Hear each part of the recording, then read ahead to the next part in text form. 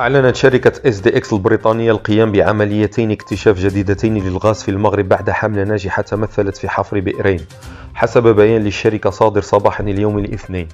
وأفاد البيان ذاته بأنه قد تم بالفعل توصيل بئر SAK-1 بالبنية التحتية للشركة، مع الاختبارات التي أشارت إلى وجود غاز في الموقع على الجانب الأعلى من تقدير ب50 قبل الحفر البالغ 0.44 مليار قدم مكعب.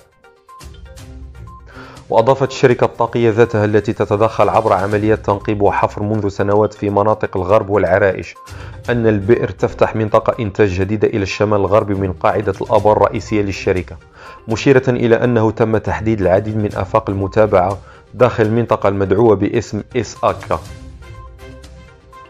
وتابع المصدر ذاته موضحا أن البئر KSR-20 تعد بتوافر إمكانيات وجود الغاز، لافتة إلى أنه يخضع الآن لاختبار تراكم الضغط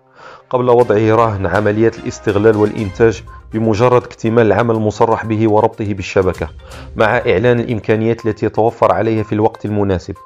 على خلفية هذه النجاحات، كشفت شركة SDX أنها حددت العديد من الآفاق القابلة للحفر، معلنة عن خططها الرامية إلى توسيع حملتها للآبار العام المقبل 2023 حتى الآن. في سياق متصل، نقل بيان عن مارك ريد الرئيس التنفيذي لشركة الطاقة البريطانية SDX تعليقه: نحن سعداء بما حققته نتائج الحفر والتنقيب عن الغاز في بئري SAK-1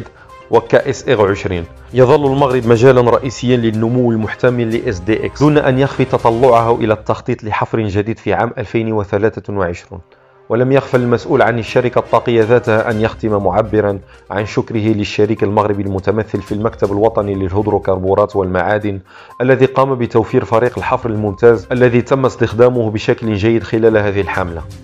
يشار إلى أن السلطات المغربية الوصية على ملف الطاقة والغاز تتريث عادة في التعليق أو تأكيد ما تعلنه الشركات الأجنبية العاملة في المجال، بالنظر إلى أن أغلب الاكتشافات تظل فقط في خانة التوقعات، على الرغم من تواتر أخبار الإعلان عن تقديرات مهمة من الغاز الطبيعي في حقول ضخمة سواء بساحل العرائش أو في شرق المملكة.